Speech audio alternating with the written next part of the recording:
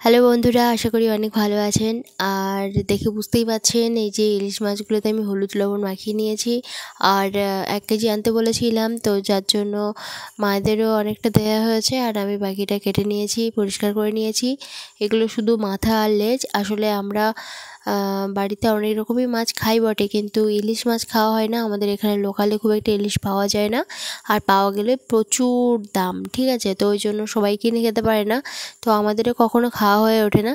তো একটা কাকিমা মানে আমাদের বাড়ি থেকে অনেকটা দূর ক্যানিং বাজারে গিয়েছিল, তো কাকিমারা ওখান থেকে এনে খায় মাছ। ওখানে নাকি একটু দাম কম, তো আমি বলেছিলাম যদি কখনো যাও তাহলে আমাকে 1 কেজি এনে দেবে এরকম মাছ। তাই 1 কেজি এনেছে। আমার খুব ইচ্ছা যে কচু শাক দিয়ে আমি কখনো মানে ইলিশ মাছের মাথা দিয়ে খাইনি, খুব রেসিপিগুলো দেখি খুব লোভ হয়, তো ওই জন্য আমি আনতে বলেছিলাম। তো যাই হোক, এগুলোর দাম খুবই কম, এগুলো 200 টাকা করে কেজি, তো ওই জন্য আমাকে 1 কেজি এনে দিয়েছিল আর কি। ইলিশ খেতে কার না মন চাই বলুন? তো যাই হোক, এই যে অবশেষে মাছগুলো ভেজে ফেলছি। তবে মানে এত পরিমাণে এই সিজনটায় ইলিশ পাওয়া যায়, আর এত এত রেসিপিগুলো দেখি, তো আমি তো সব স্কিপ করে চলে যাই, কেননা মনে হয় যে মানে এসব আমার দেখার কোনো দরকার নেই, কোনো কাজেই লাগবে না। তো আজকের না আমি একটুখানি রেসিপিগুলো দেখছিলাম। এই ভিডিওটা আসলে একটু বিকালবেলার থেকেই আমি শ্যুট করেছি আজকে, তো ওই জন্য দুপুরে রান্না হয়ে গেছে আমার, ওটাই খাবো, আর একটু মাছ ভাজা খাবো। তো এমনি আজকে আর রান্না করবো না আর কি। শুভ সকাল বন্ধুরা, এখন সময় হচ্ছে 9টা, একদম রোদ ঝলমলে আকাশ। এখন জন্মাষ্টমীর পর থেকে এখন খুব একটা বৃষ্টি হচ্ছে না, কালকে যদি একটু মেঘলা মেঘলা করেছিল। জন্মাষ্টমীর পর থেকে আর বৃষ্টি হচ্ছে না, যদি একটু মেঘলা মেঘলা করেছিল, কিন্তু আর বৃষ্টি হচ্ছে না। বাচ্চাগুলোকে ছুটি দিলাম। এই সাবধানে যা, কেউ কারো গায়ে হাত তুলিস না, দরজাটা বন্ধ করে দিয়ে যাবি। রাস্তায় গিয়ে ওরকম হুড়াস না যেন, গাড়ি টাড়ি যাচ্ছে সকল সময়। বাচ্চা কাচ্চাগুলো এত হুড়োই, দরজা বন্ধ কর। ছাগল ঢুকে এক্ষুনি এই ধারে যে গাছগুলো সব লাগানো হয়েছিল সব খেয়ে ফেলবে। কিছু বাচ্চা এদিকটায় যাবে, আবার কিছু বাচ্চা এদিকটায় যাবে। তো আজকে সকাল থেকে রোদ ঝলমলে আকাশ। রাহির পাপা গেছে টিউশনে। আকাশে একদম সাদা মেঘ দেখা যাচ্ছে না, অনেক কাজ জমে আছে। আজকে হচ্ছে আগস্টের 30 তারিখ আর শুক্রবার।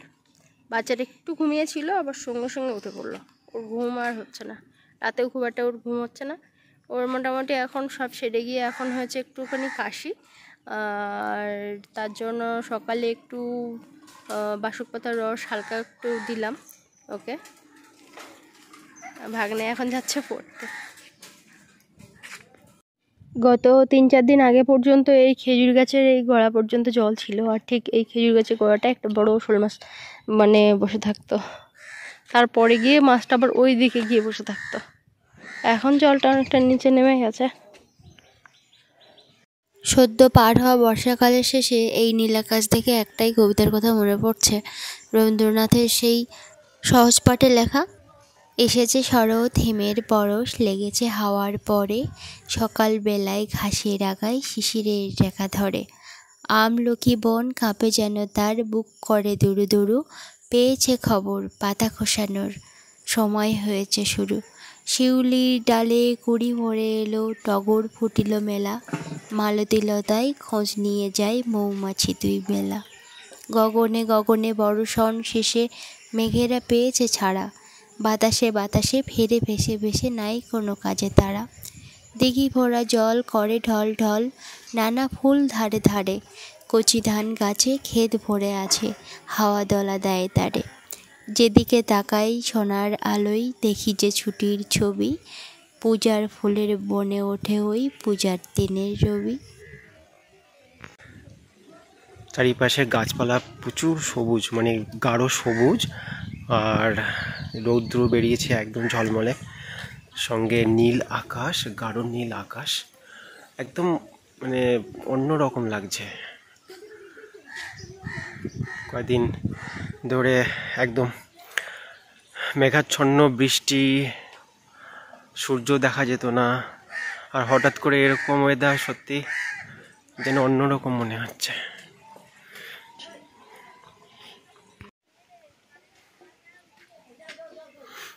একটু আগেই এলাম টিউশন থেকে।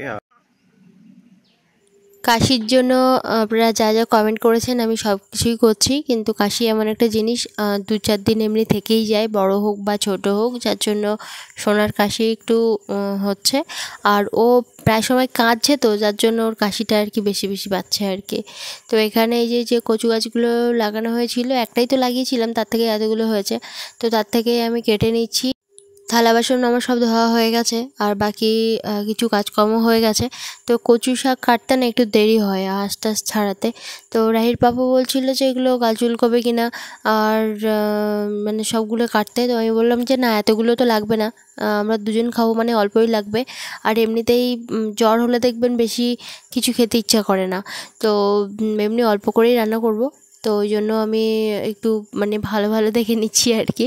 আর কালো কচু এমনি খেতেই ভালো লাগে যদিও। আর আমাদের বাড়ির সামনেটা যে বাড়ি না, ওই বাড়িতে দিদি বলেছিল যে যদি কখনো কচু শাক খেতে ইচ্ছে করে এসো, ওদের বাড়িতে ভীষণ বড় বড় কচুর মানে ডাক আছে আর কি। তো যাই হোক, যাইনি আমি, আমাদের বাড়িতেই আছে যখন, আর ওই জন্য যাইনি। এগুলো জলে খুব ভালো হয়, কিন্তু ডাঙাতেই আর কি লাগানো হয়েছিল, যখন এখানে কল ছিল জল যেত ওই জন্য। আর এখনও যেহেতু বর্ষা হয়, তো ওই নালাতে জল আটকে থাকে, ওই জন্য কচু গাছগুলো খুব একটা সমস্যা হচ্ছে না আর কি। রাইট বাবা বলছিল যে ওই কচুর লতি দিয়ে খাবে আর কি, কিন্তু কচুর লতি কাটতে অনেকক্ষণ লাগবে, তো ওই জন্য আমি বললাম যে না, কচু শাক দিয়েই খাবো। তো ওই জন্য যেটা তাড়াতাড়ি হয় তো সেটাই মানে করা ভালো, তো ওই জন্যই করছি আর কি। বাংলাদেশে যেরকম বন্যায় প্রচুর মানুষ কষ্ট পাচ্ছে, বা মানে অনেক দিন থেকেই দেখছি বন্যায় ভীষণ খারাপ অবস্থা, তেমনি ইন্ডিয়ার মধ্যেও মানে ত্রিপুরা বা আরও বেশ কিছু জায়গায় কিন্তু বন্যার জন্য ভীষণ আর কি ক্ষতিগ্রস্ত হয়েছে মানুষজন। তো অনেক অনেক দুঃখিত। সবাই মানে তাড়াতাড়ি খুব সুস্থ জীবনে ফিরে আসুন, এটাই ঈশ্বরের কাছে কামনা করি। এইগুলোই কাটবো, আর বেশি কাটবো না, এগুলো সব আঁশ টাশ ছাড়িয়ে নিয়ে এবার কচু শাক ভাপিয়ে জল ফেলে দিয়েছি, এই যে সেদ্ধ করে নিয়েছি আর কি। যদি গালটাল চুলকোয় ওই জন্য এই যে একদম কালো জলটা বেরিয়ে গেছে। যদি না গাল চুলকোতো তাহলে কিন্তু আমি একদম ভাপিয়ে ফেলে দিতাম না। আগে একবার রান্না করেছিলাম, তো দেখলাম যে গাল চুলকোচ্ছে, ওই জন্য আজকে আমি ভাপিয়ে নিয়েছি। এখানে সর্ষে বাটা করে নিয়েছি, এটা দিয়ে একটু ঝিঙে টিঙে দিয়ে রান্না করব।